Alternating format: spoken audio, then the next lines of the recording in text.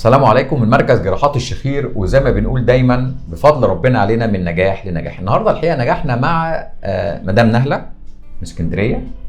مشكله كبيره ومشكله شخير، صح كده؟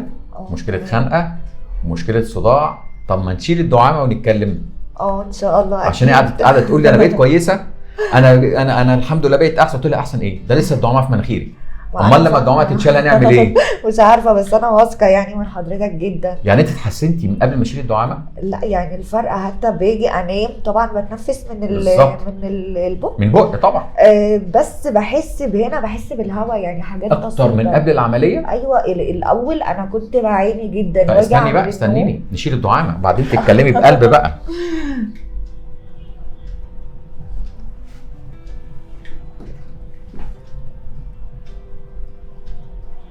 نضف مناخيرك بالراحه خالص. ها؟ لا انا مبسوطه جدا. لا لسه جدا برضه لسه. اتفضل.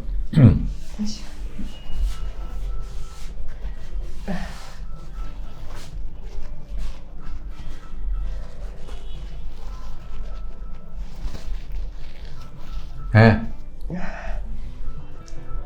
حاسه بالهوا وهو داخل جوه. شفت صوتك اتغير ازاي؟ ايوه طبعا الفرق، يعني فرق انا حبيت بس اخليها تتكلم قبل ما نشيل الدعامه، عشان كان في بنسميها نزل تون، يعني شويه خنفه بساط. طبعا ده طبيعي جدا والدعامه موجوده. الدعامه اتشالت. كلميني كده بقى ووريني صوتك ونفسك وقولي لي اخبارك ايه.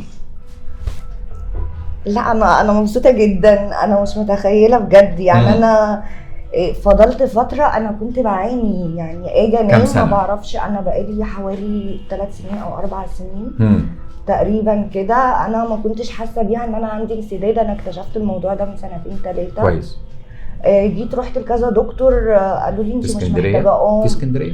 ايوه قالوا لي العمليه انت مش محتاجه العمليه قوي. طبعا اعطوني ادويه والبخاخات. انا كنت بستخدم بخاختين في اليوم. يا نهار ابيض. وممكن 10 مرات او اكتر. وطبعا دي مش راضيه تتفتح خالص. وباجي اثناء النوم ببقى مش قادره اخد نفسي، يعني بحس ان انا 3 سنين على كده. يعني انا عنيت دلوقتي. لا النوم بالليل كان اخباره ايه؟ ما كنتش بعرف الاول، ما كنتش بعرف انام خالص. كنت برفع، لازم احط حاجه عاليه عشان انام، بس ما كنتش بعرف انام للدرجه دي. خلينا اكلمك. والصداع على طول وانسداد. يعني انا ببقى هنام من كتر الخنقه اللي عندي وضيق التنفس، ببقى حاسه ان انا مش هصحى تاني. انت صغيره في السن، ازاي كنت متحمله كل الفتره دي بكل التعب اللي انت بتقوليه؟ والمشكله ان انا رحت لكذا دكتور. قالوا لي لا العمليه مش محتاجه لها قوي. قالوا لي الحل اللي احنا عملناه، يعني محدش جاب لك سيره الحلق خالص؟ لا محدش جاب لي سيره الموضوع ده خالص خالص. ولا سقف الحلق ولا اللهاء ولا المنطقه ولا الحلق ولا الكلام ده؟ لا خالص. لا انا بجد يعني ربنا يبارك لك، وانا بشكر حضرتك جدا. وانا بجد يعني انا جايه واثقه من حضرتك. انا قبل ما اجي انا ما كنتش اعرف حضرتك خالص. فدخلت على اليوتيوب فشفت الحالات العمليات اللي انت عاملها. لا جيت وانا مطمنه ان انا جايه المكان الصح وجايه عن ثقه يعني. وكنت عايزه يعني لما شفت الناس قلت انا عايزه اتصور زيهم. بجد؟ ايوه من الفرحه طبعا. من الفرحه. طيب انت بعد ما عملت العمليه والحمد لله مناخيرك فتحت وبقيتي كويسه، كنت متخيله ان التحسن هيبقى كده؟ بصراحه لا خالص خالص. مش لهذه الدرجه؟ لا. اكتر حاجه اتحسنت فيك ايه؟ كل حاجه، يعني الانف اهم حاجه طبعا. كفايه ان انا حاسه بالهواء وهو داخل جوه. انا ما كنتش بحس بيه خالص. انت بتتكلمي هنا واحنا في مصر، امال لو رحت اسكندريه وهوا البحر بقى والكلام ده هتقولي ايه؟ ما كنتش بحس بكل ده. معقوله؟ والله فعلا بجد. وغير كده انا كنت ببقى خارجه وفجاه دي بتقفل وعندي كمان ضيق في التنفس، فكنت بتعب وكنت كل شويه جلسات نفس وكده ومحلول. للدرجه دي؟ انا جلسه النفس مش كنت باخدها عشان تفتح صدري، ما انا عندي انسداد. وعندي انسداد في الانف، فكنت باخدها كانت شويه. عايز اسالك سؤال بقى، مش عايز اقول خاص شويه. زوجك مشكلتك كانت عامله له ايه بصراحه؟ لا هو كانت عامله له مشكله. طبعا ان هو بيسافر دايما. فلما نزل الاجازه دي قبل ما يسافر هو عانى معايا يعني. كان على طول كل يوم والتاني في المستشفى عشانك. معايا. فهو من كتر كانش بيتضايق؟ لا هو متضايق عليا، متضايق عليكي طبعا، زعلان عشاني عشان اللي انا فيه. يعني بيقول لي انا وانتي بتاخدي جلسه النفس وتعبانه وكده انا حسيت طفله صغيره وانتي بتعيطي. للدرجه دي؟ جدا.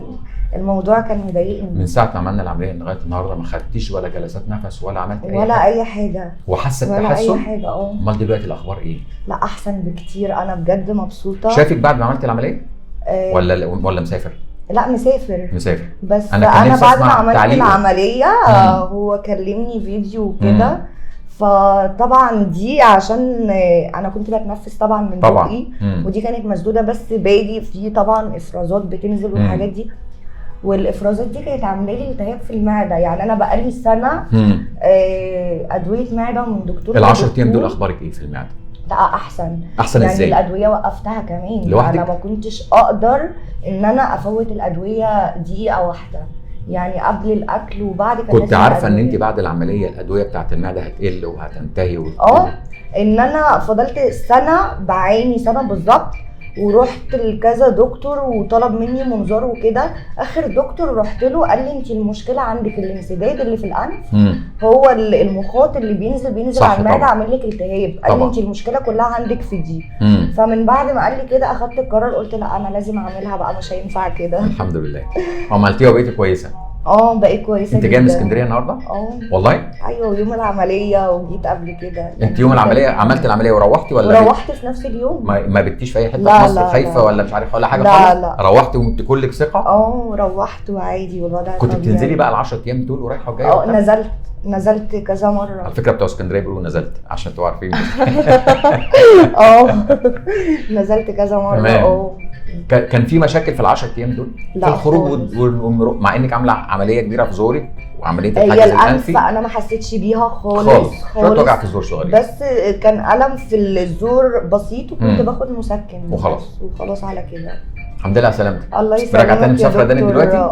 طبعا انا بشكر حضرتك جدا. ربنا يكرمك. وانا مبسوطه من اللي انا وصلت له دلوقتي. طبعا الفضل يرجع لربنا طبعا.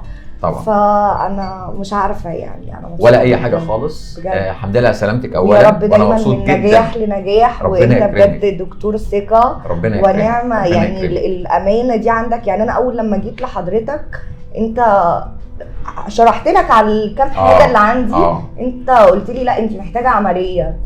اللي قبل كده لا، يعني رحت لكذا دكتور لا، فانت طبعا كشفت عليا بالمنظار. طبعا. فدي كانت رايحه في داهيه، فدلوقتي لا. الحمد لله. الحمد لله على سلامتك مره الله يسلمك يا دكتور. ومنورانا في مصر. ربنا يكرمك ومنورانا في مصر، وترجعي ان شاء الله اسكندريه وتشمي هوا البحر بقى. اللي انا مش عارفه اشمه بقالي 3 سنين بالظبط كده. لا ده انت محرومه من حاجه مهمه جدا احنا محرومين منها، ما ينفعش. طبعا. والحمد لله على سلامتك وسلامه زوجك. الله يسلمك. وسلمي لي عليه جدا. ربنا يخليك يا رب. قولي جمله واحده لاي حد بيتفرج عليك، جمله لاي صغيره. انا طبعا بشكر الدكتور جدا، وهو دكتور ثقه، وبجد ربنا يبارك لك ومن نجاح لنجاح، وان شاء الله تبقى احسن. ربنا يكرمك بدعواتكم. انا مش عايز اكتر من كده. اكيد بس طبعا. اكيد. والحمد لله على سلامتك. الله يسلمك. وسلامه كل اللي حواليك اللي كانوا تعبانين بتعبك. بتعبي جدا. طبعا. عانوا معايا. طبعا. عانوا معايا كتير. طبعا. ده فضل من ربنا طبعا علينا وعلى عيانينا طبعا وعلى مرضانا. والحمد لله على سلامه مدام نهله طبعا. الله يسلمك. وزي ما بنقول دايما ده فضل من ربنا علينا. اللهم علمنا ما جهلنا وانفعنا بما علمتنا. مع تحياتي ودعواتي دكتور هشام ابراهيم.